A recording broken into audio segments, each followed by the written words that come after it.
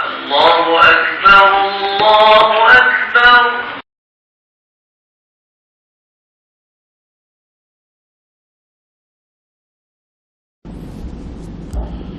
أعوذ بالله السميع العليم من الشيطان الرجيم. بسم الله الرحمن الرحيم.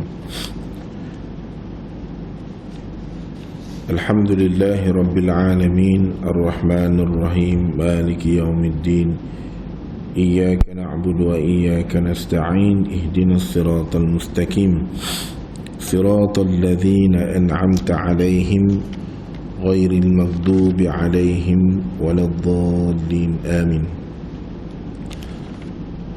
قال الله سبحانه وتعالى: بسم الله الرحمن الرحيم. لا أقسم بهذا البلد وأنت حل بهذا البلد ووالد وما ولد. لقد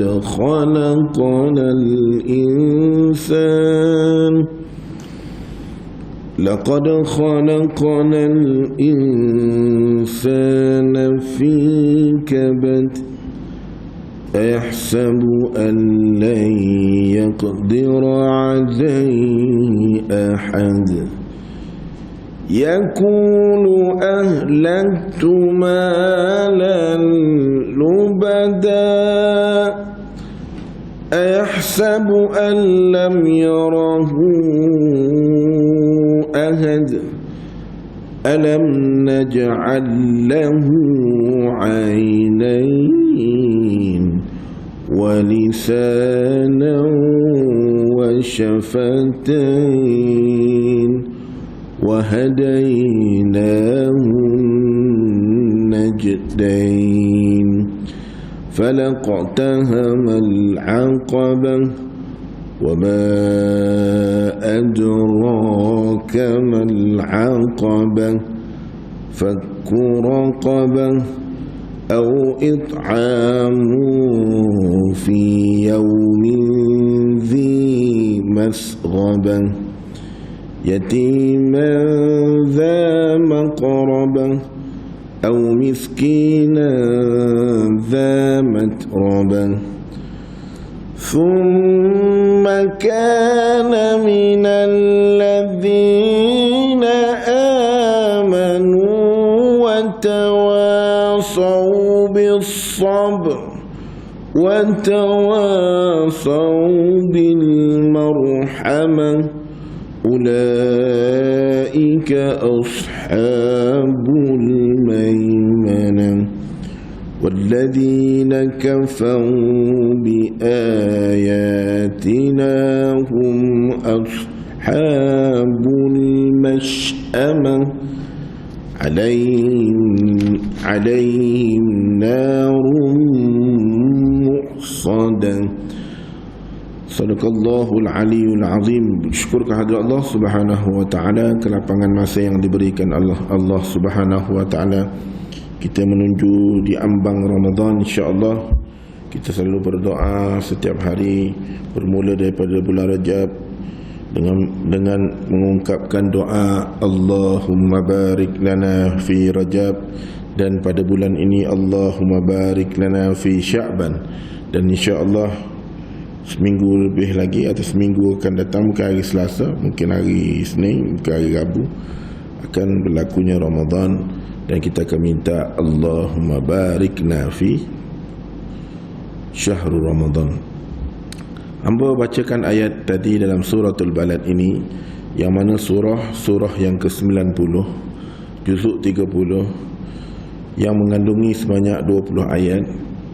Namun membawa intonasi bacaan itu menunjukkan bahawasanya Allah Subhanahu wa taala memberi suatu peringatan yang tegas, dan mana peringatan itu memberitahu kepada manusia, juga khususnya kepada umat Nabi Muhammad sallallahu alaihi wasallam. Kata Allah, la uqsimu bihadzal balad wa anta hillun bihadzal balad wa walidin wa ma walad. Laqad khalaqnal insana fi kabad. Allah Subhanahu wa ta'ala, bila Allah Ta'ala menggunakan perkataan la tu, apabila setiap bacaan ayat Quran dimulakan dengan la, itu adalah merupakan sumpah Allah Ta'ala atau peringatan yang sangat penting untuk kita ambil maklumat. La uqsimu bihadzal balad, Allah bersumpah dengan yang mana negeri ini adalah, iaitu yang dimaksudkan negeri Makkahul Mukarramah, yang mana di dalamnya atau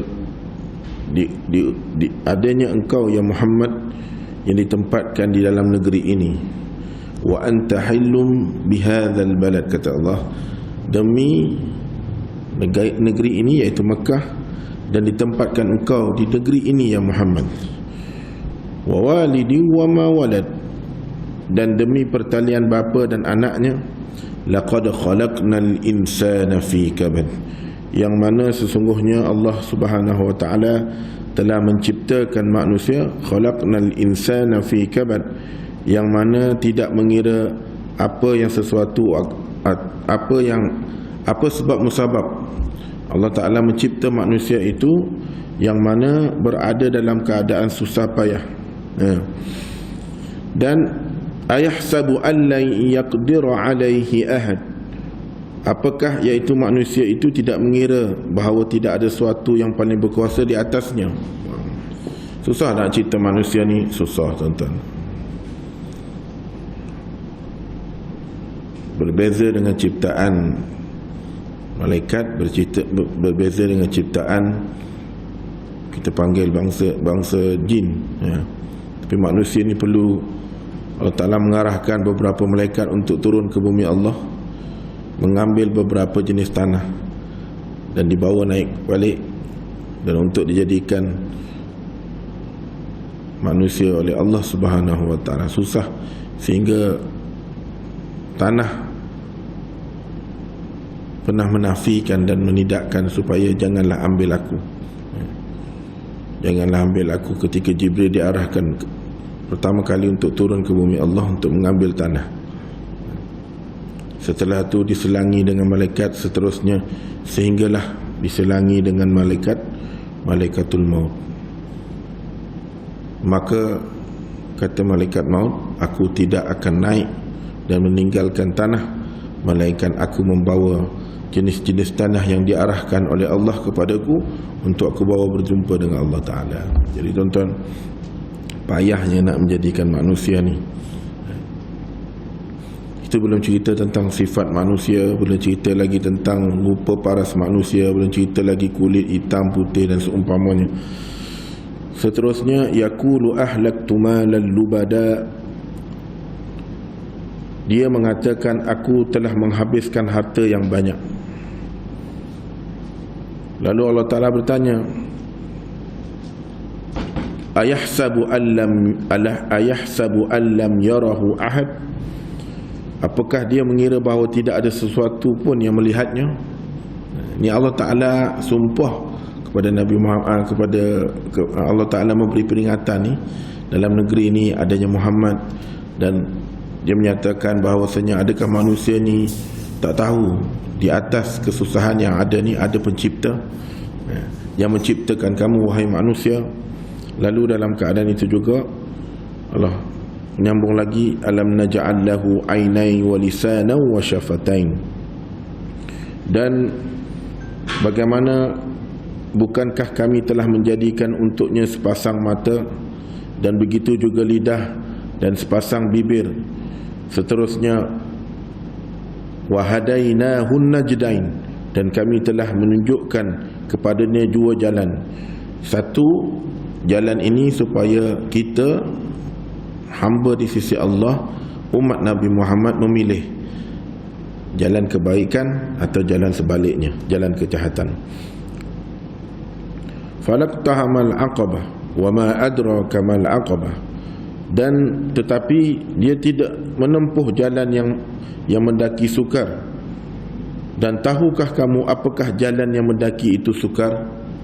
Allah Ta'ala tanya balik supaya Nabi Muhammad ceritakan kepada sahabat, Nabi Muhammad sajarkan kepada sahabat faham tentang teks ayat ini. Au itma fakku raqabah au it'amun fi yaumin zi masghabah yatiman za makrabah.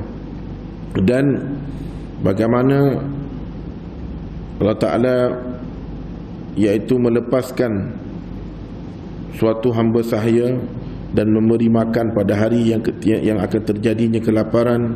Dan juga Allah Ta'ala menghubungkan anak yatim yang ada hubungan kerabatnya. Setelah itu Allah Ta'ala menyatakan lagi au miskinan za matrabah, yang mana orang miskin yang sangat fakir.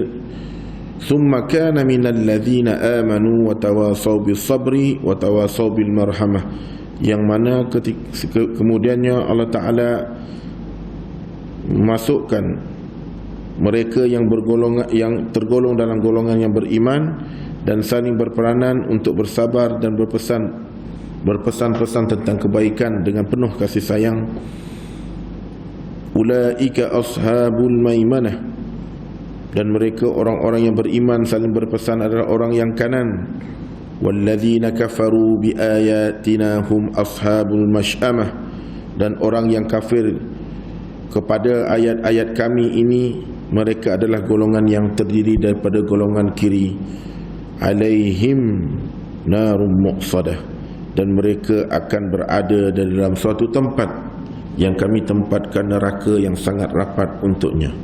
Jadi muslimat rahimakumullah, sebelum kita menyentuh tentang Isra' Mi'raj, menyentuhkan tentang surah ini, menceritakan betapa Allah Ta'ala memberi peringatan dan Allah sumpah tentang suatu negeri yang Allah Ta'ala letaknya Nabi Muhammad sebelum Nabi Muhammad berhijrah daripada Mekah ke Madinah demi menyusun strategi dan banyak perkara-perkara yang Nabi lalui ketika berada di Madinah.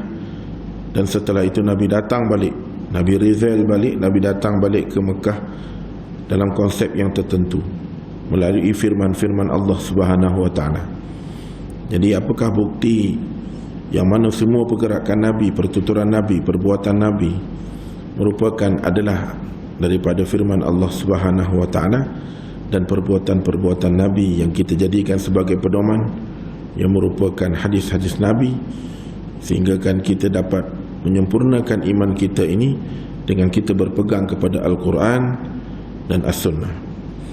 Jadi muslimin muslimat rahimakumullah, membacakan ringkas tadi tentang bagaimana surah Al-Balad, surah yang ke-90, yang mana sinonimnya dengan surah Makkiyah, yang terkandung walaupun 20 ayat, tetapi memberi suatu pengajaran yang sangat besar kepada kita, khususnya tuan-tuan nanti bila sampai di bulan Ramadan, iaitu bulan madrasah tarbiyah,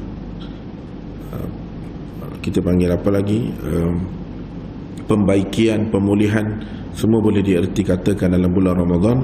Sejauh mana manusia itu dapat mendisiplinkan dirinya, maka ketika itu Allah Subhanahu Wa Taala telah membelenggukan syaitan agar kita boleh terus melakukan kebaikan demi kebaikan, dan kita mengejar beberapa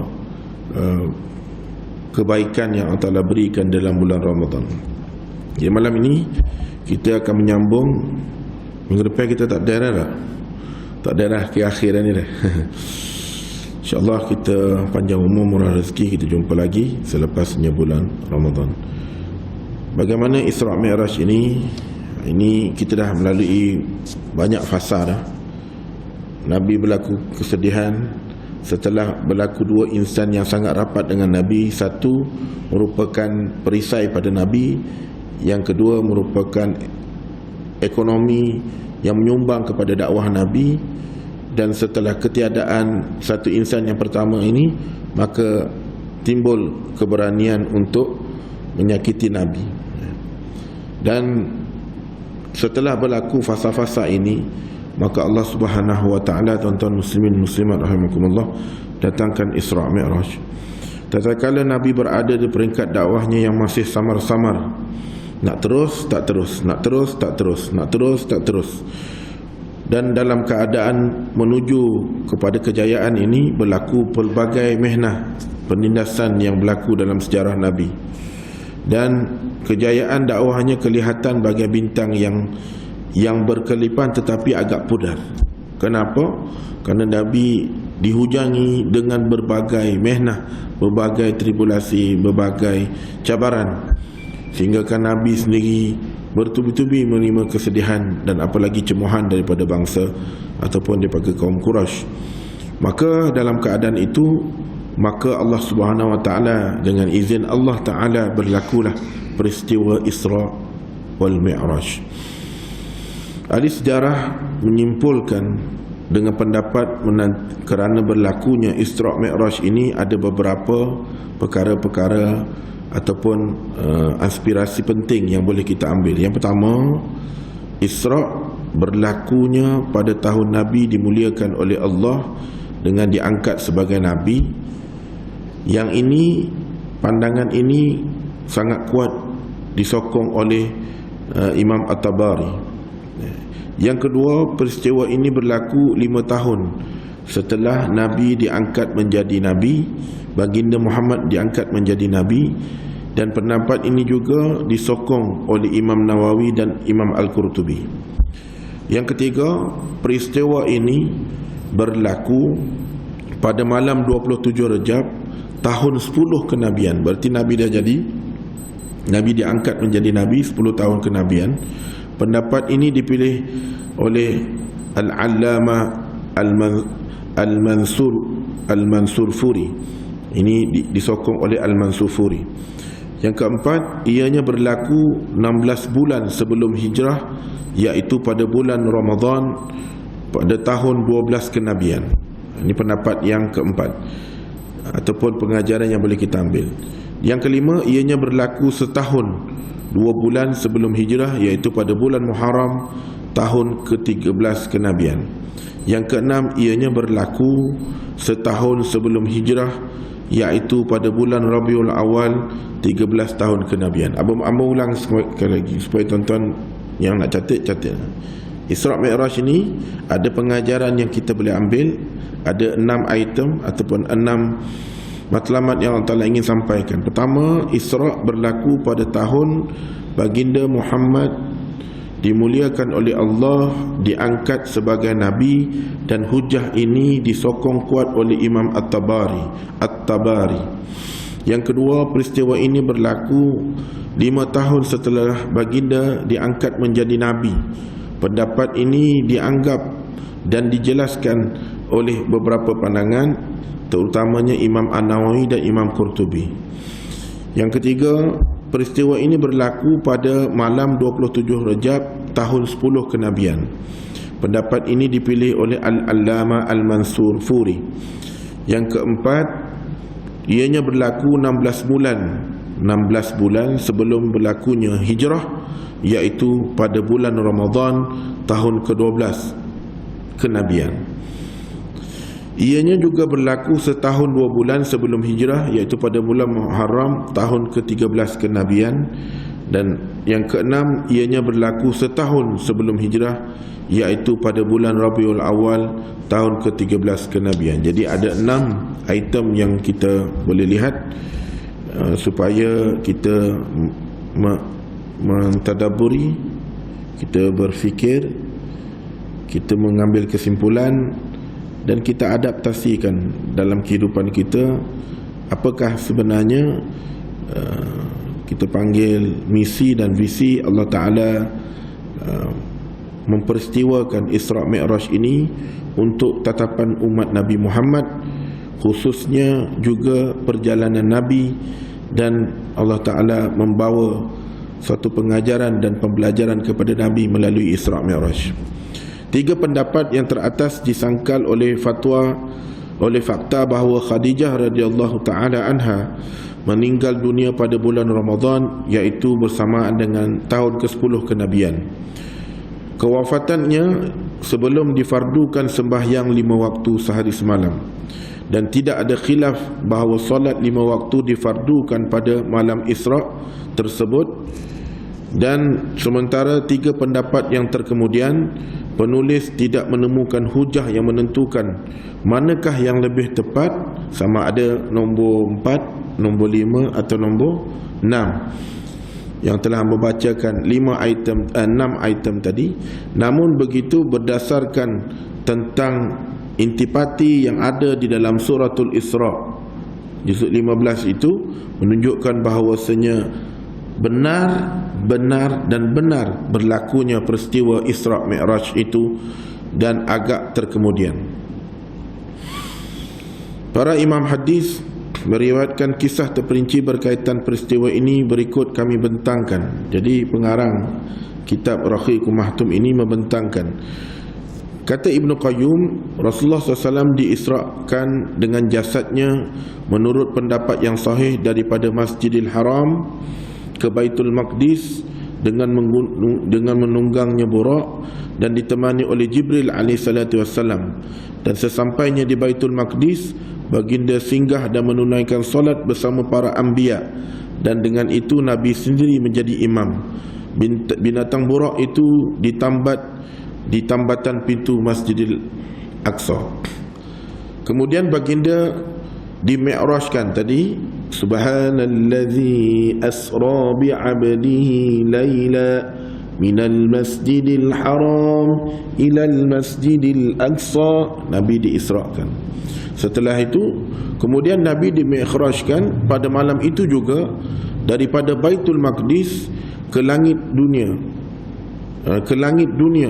dan Jibril meminta agar pintu langit dibuka, lalu dibukalah untuknya. Tuan-tuan muslimin muslimat Allah, kalau kita ikut terperinci ceritanya, sebelum ni pintu langit tak pernah terbuka. Pintu langit hanya ketika Jibril membawa Nabi Muhammad SAW untuk dibukakan pintu langit, maka malaikat yang menjaga setiap pintu itu bertanya, siapa kamu? Ana Jibril, aku Jibril. Siapa bersamamu? Muhammad sallallahu alaihi wasallam. Maka dengan keizinan itu malaikat membuka pintu yang pertama. Seterusnya kedua, ketiga, keempat, kelima dan ketujuh. Menunjukkan bahawasanya betapanya mulia Muhammad sallallahu alaihi wasallam di sisi para malaikat. Lebih-lebih lagi di para anbiya yang menunggu tentang kedatangan Nabi Muhammad sallallahu alaihi wasallam. Lalu ketika berada di semua itu, maka di sana baginda melihat, iaitu datuk kita Adam alaihissalam, iaitulah bapa kepada semua manusia, bermula daripada Adam sampailah berlakunya di akhir kiamat nanti. Sebelum berlakunya bumi ini hancur, maka bapa kita adalah bapa, iaitulah Nabi Adam alaihissalam, yang dikatakan, disinonimkan sebagai bapa kepada semua manusia. Lalu diberi salam kepadanya, Assalamualaikum ya Adam alaihissalatu wassalam. Lalu dalam keadaan itu Adam mengalu-alukan kedatangan baginda dengan menjawab Alaikassalam ya Muhammad. Dia memberi salam, memberi jawapan salamnya dan mengalu-alukan kedatangan Nabi Muhammad SAW dengan memperakui kenabian yang ada pada Nabi Muhammad SAW. Allah memperlihatkan kepadanya roh para syuhada yang berada di sebelah kanan dan roh yang mereka malangnya berada di sebelah kiri. Setelah itu kemudian baginda dinaikkan, di-mi'rajkan lagi ke langit yang kedua. Lalu Jibril meminta kebenaran supaya dibukanya pintu. Man ana Jibril, man ma'aka? Muhammad sallallahu alaihi wasallam. Lalu dibukakan pintu. Setelah itu Nabi Muhammad sallallahu alaihi wasallam bertemu dengan Nabi Yahya dan Zakaria dan Isa binti Maryam. Lantas Nabi menemui mereka dan mengucapkan Assalamualaikum warahmatullah. Maka mereka semua menjawab dengan mengalu-alukan kedatangan dan memperakui kenabian.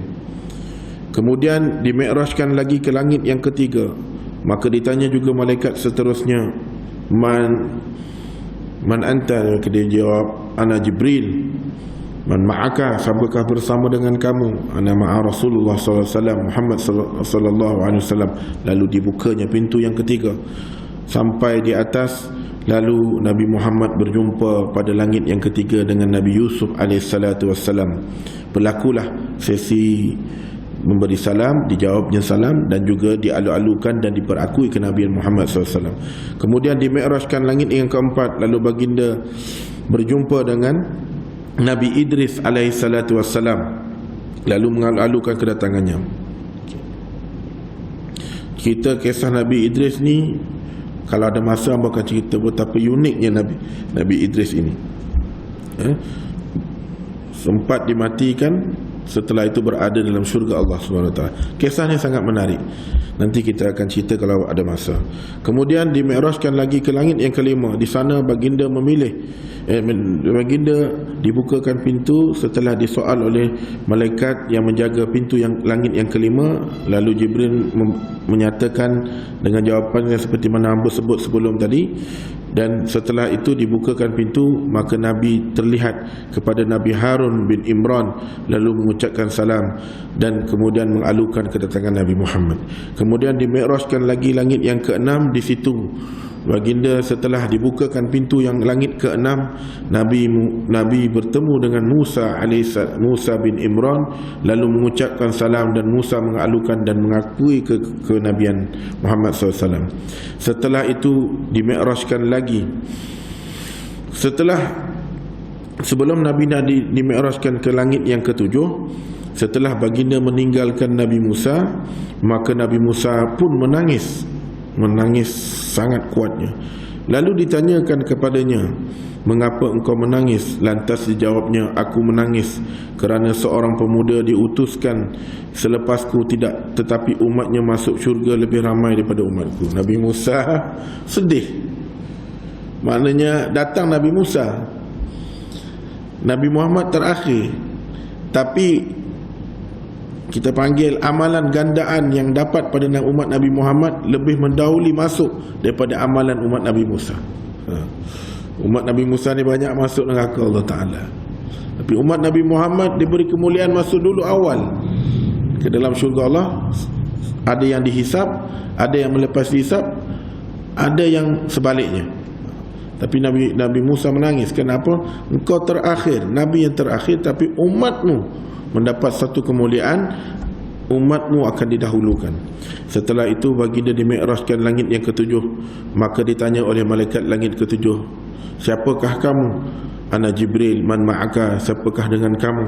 Maka Jibril menjawab, aku bersama dengan Nabi Muhammad sallallahu alaihi wasallam. Lalu dibukakan, maka setelah itu dia berjumpalah tingkatan yang terakhir sebelum dia akan meneruskan perjalanan. Dia berjumpa dengan Ibrahim Khalilullah. Ibrahim Khalilullah. Kenapa sinonim dengan Ibrahim Khalilullah? Dalam banyak anbiya, Nabi Ibrahim paling banyak menerima kita panggil mihnah dan tribulasi. Sebab itu dipanggil Nabi Ibrahim dengan gelaran Khalilullah. Setelah itu baginda dinaikkan ke Sidratul Muntaha, kemudian diperlihatkan tentang Baitul Ma'mur. Apa hubung kait antara Baitul Ma'mur dengan kita bertawaf ni?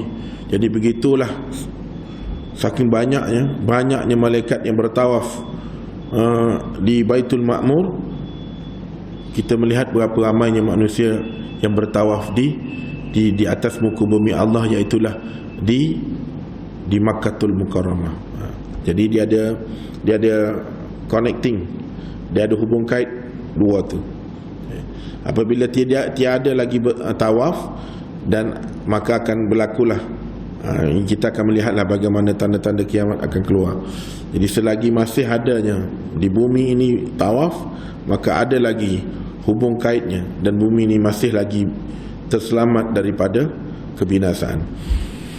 Akhirnya baginda dimi'rajkan, lalu menaik menghadap Allah Subhanahu wa taala yang Maha Esa.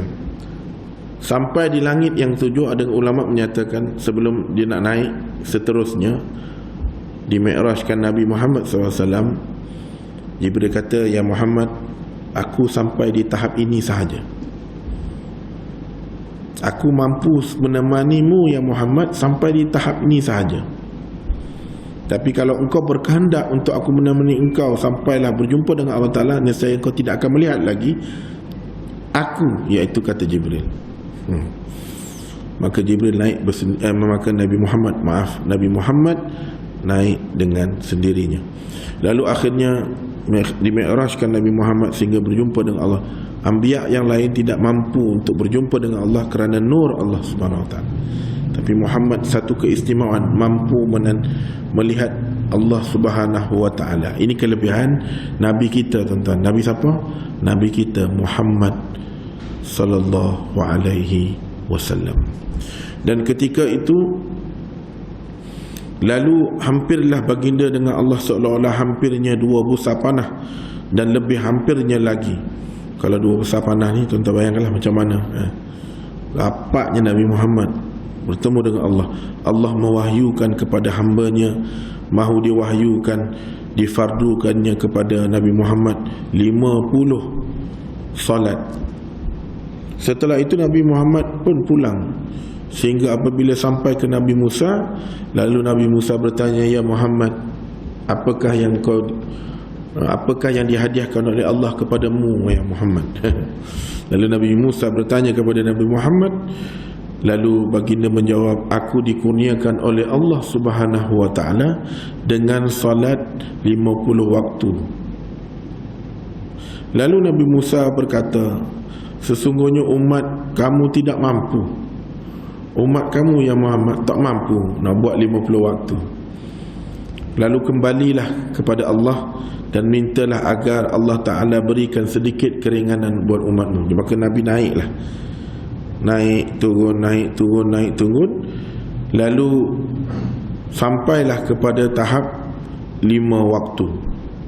Tapi setelah itu Nabi Musa tetap menegaskan kepada Nabi Muhammad agar kembali supaya meminta lagi keringanan. 5 waktu tu Nabi Musa berkata kepada Muhammad, meminta lagi lah keringanan daripada Allah Ta'ala. Aku yakin umatmu tak mampu nak buat. Lalu apa kata Nabi Muhammad? Maka ketika itu Nabi Muhammad berkata, Aku sangat malu dengan Allah Subhanahu wa taala, namun aku redha dan aku menyerah diri.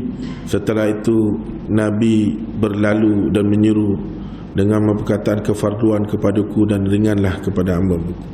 Maka Nabi setelah berapa kali naik sampai tahap 5 kali kita panggil difardukan untuk salat, maka Musa menegaskan kepada Nabi Muhammad sekali lagi supaya minta lagi keringanan daripada Allah Ta'ala akan salat.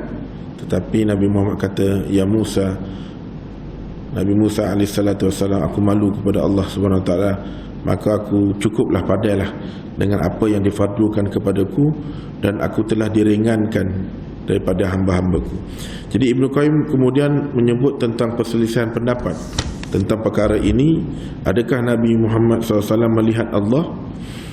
Maka beliau menyebut, kata pendapat Ibn Qayyim, hasil penelitian yang dibawa dengan mana-mana tidak berlaku sama sekali dan tidak pernah dikatakan oleh mana-mana sahabat Nabi. Pendapat ini dinukilkan oleh Ibnu Abbas bahawa baginda melihat itu adalah semata-mata melihat dengan mata hati. Justru penglihatan pertama itu tidaklah menolak maksud yang diertikan dengan penglihatan yang kedua. Jadi ada pandangan ulama berselisih pandangan tentang perkara ini. Adakah Nabi Muhammad berjumpa dengan Allah tu benar-benar berjumpa wajah Allah Subhanahu wa taala? Jadi banyaklah ulama membahaskan tentang perkara. Jadi kita tidak ingin bahaskan tentang perkara ini. Cuma yang hamba nak tekannya, bagaimana ketika Nabi Muhammad sallallahu alaihi wasallam berlaku dalam peristiwa Isra, yang mana peristiwa pembelahan dada baginda kali yang kedua, dan dalam sepanjang penggambaraan pada malam itu baginda melihat beberapa perkara. Ini yang kita perlu tekankan. Pertama, baginda ditawarkan susu dengan arak. Mungkin tuan-tuan dah biasa dengar, tapi hamba ingatkan kembali. Ketika Nabi di Isra' Mi'raj kan tu, sebelum Nabi nak turun ke bumi, Nabi diperlihatkan dalam beberapa perkara. Di antara perkara yang Nabi diberi tawaran, Nabi Muhammad kena pilih antara susu dengan arak. Yang ini menunjukkan kehebatan Nabi Muhammad, dan kita hari ini menumpang, kita panggil syafaat Nabi Muhammad. Lalu baginda memilih susu. Lantas dikatakan kepadanya, kamu telah ditunjukkan ke arah fitrah, kamu telah menepati fitrah. Jika kamu mengambil arak, nescaya umatmu akan terpedaya. Jadi maknanya Nabi memilih susu daripada arak. Nabi ditawarkan dua, arak ataupun susu. Nabi memilih susu. Dan Jibril mempengakui, kata Muhammad adalah kembali kepada fitrah.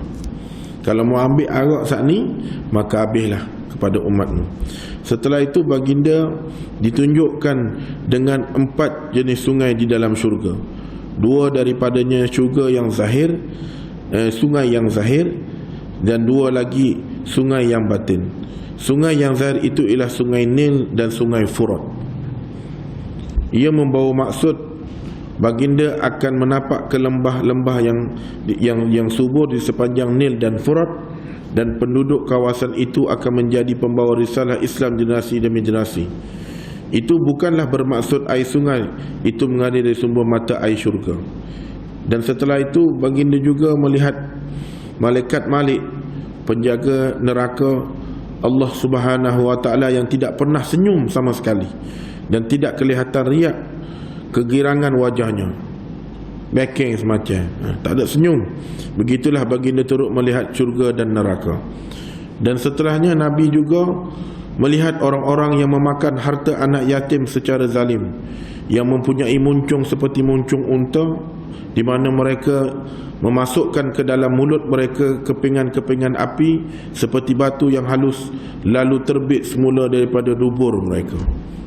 Nabi diperlihat juga dalam Isra' Mi'raj itu bagaimana orang yang makan harta anak yatim secara zalim.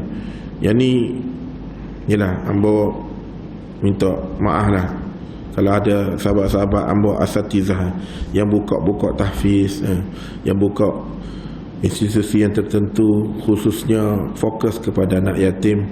Kalau tersasar, kembalilah ke pangkal jalan, kerana sangat besar kita panggil apa yang akan menerima balasan. Kita nak buat sesuatu perkara itu baik, maka kita nak menyantuni anak yatim, maka janganlah menggunakan sewenang-wenangnya, maka dikhawatiri kita tak mampu lepas dengan azab Allah Ta'ala.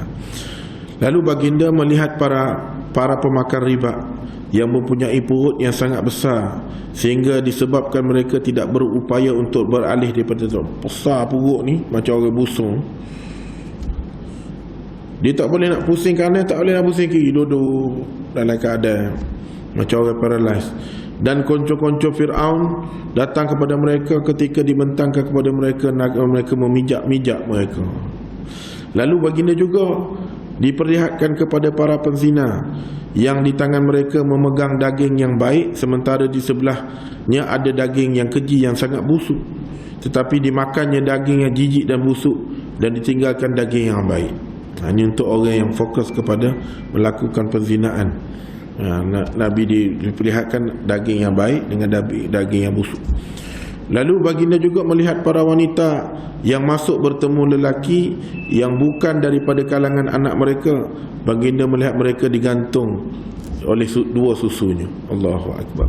Baginda juga melihat rombongan yang dagang daripada penduduk Makkah.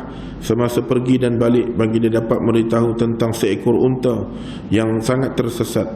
Baginda minum air dari mereka, dari bekas yang tertutup ketika mereka sedang tidur. Kemudian baginda ditinggalkan bekas itu tertutup semula. Hal itu menjadi dalil kebenaran dakwaan baginda apabila diceritakan pagi esoknya tentang Isra' Mi'raj malam tadi. Jadi kesimpulannya, Ibnu Qayyim menyatakan, apabila Rasulullah SAW sampainya di muka bumi Allah Ta'ala, lalu diceritakan perkara tentang berlakunya malam tadi, maknanya selepas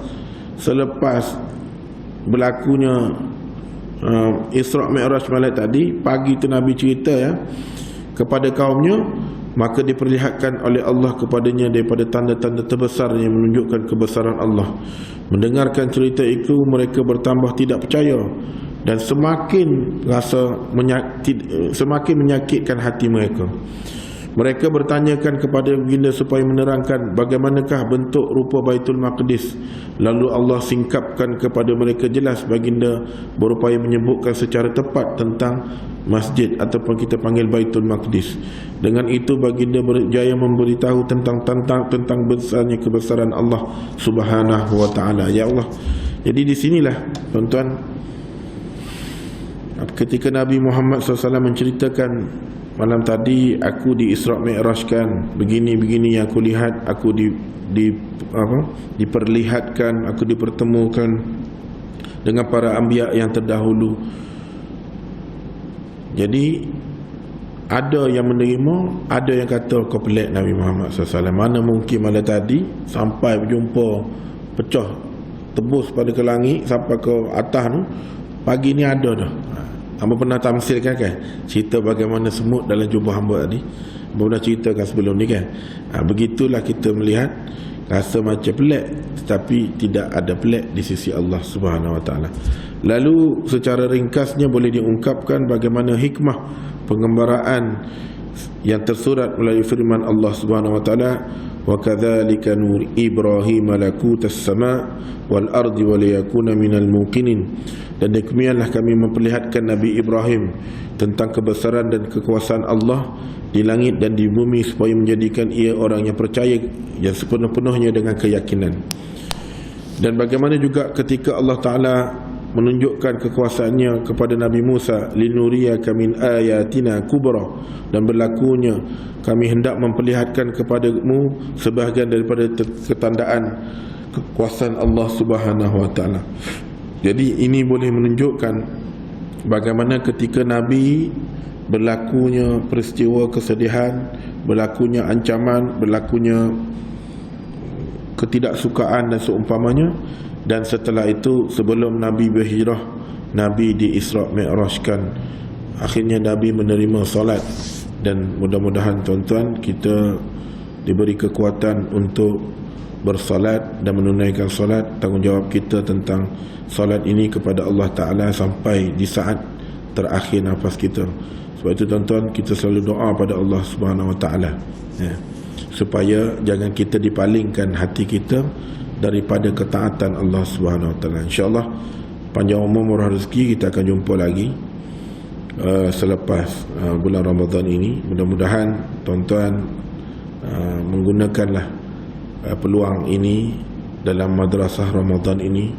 Tuan-tuan kena ingat, Allah Ta'ala berikan tuan-tuan peluang. Saya mudah-mudahan minggu depan kita tak ada dah kuliah, jadi ini merupakan kuliah yang terakhir. InsyaAllah panjang umur murah rezeki. Tuan-tuan doa moga hamba panjang umur murah rezeki. Jumpa lagi pada selepas Ramadan. InsyaAllah kita akan mulakan balik. Tuan-tuan kena ingat, bulan Ramadan ini adalah satu kurniaan yang sangat besar untuk umat Nabi Muhammad. Awaluhu rahmah, wa awsatuhu maghfirah, wa akhiruhu itkum minan nar.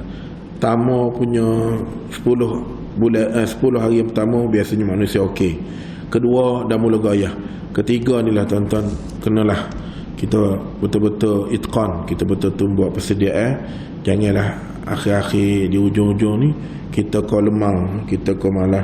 Kenapa di akhir-akhir itulah untuk menatijahkan 11 bulan akan datang. Jadi kalau tuan-tuan boleh jaga, disiplinkan diri betul-betul, termasuk hamba khususnya, boleh disiplinkan diri kita selama sebulan ni tentang madrasah Ramadan yang Allah kurniakan pada kita. Awaluhu rahmah wa awsatuhu maghfirah wa akhiru itkum minan nar. Kebebasan daripada api neraka Allah Ta'ala janjikan. Wa akhiruhu itkum minan nar. Allah Ta'ala bebaskan kita daripada kebelengguan neraka.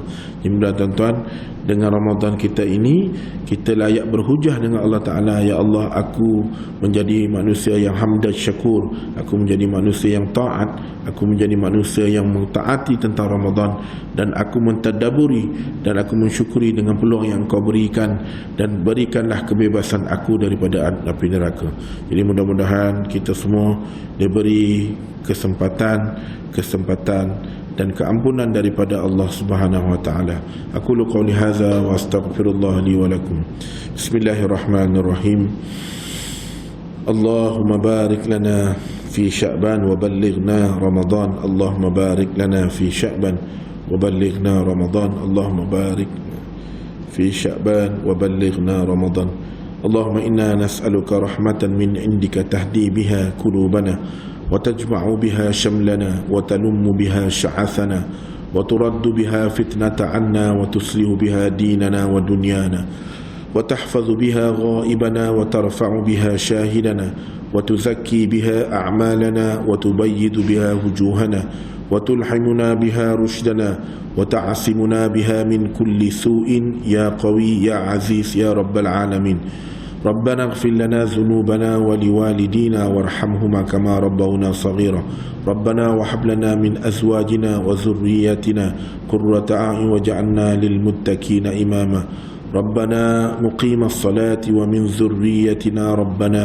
إنك رؤوف رحيم اللهم ينقلب القلوب ثبت قلوبنا على دينك اللهم ينقلب القلوب ثبت قلوبنا على طاعتك اللهم ينقلب القلوب ثبت قلوبنا على مغفرتك بسم الله الرحمن الرحيم بسم الله شافي بسم الله كافي بسم الله موافي بسم الله توكلنا على الله ولا حول ولا قوة إلا بالله العلي العظيم بسم الله الذي لا يضر مع اسمه شيء في الأرض ولا في السماء وهو السميع العليم والحمد لله رب العالمين تقبل الله منكم. Meminta ampun, minta maaf panjang sesi kuliah ini ada perkataan pertuturan yang hamba sampaikan ini menyinggung perasaan tuan-tuan perempuan terutama pada pangkat bapa ataupun pangkat ayah pada hamba. Mohon maaf kerana hamba menyampaikan sekadar yang kemampuan. Aqulu qawli hadza wa astaghfirullah li wa lakum. Assalamualaikum warahmatullahi taala wabarakatuh.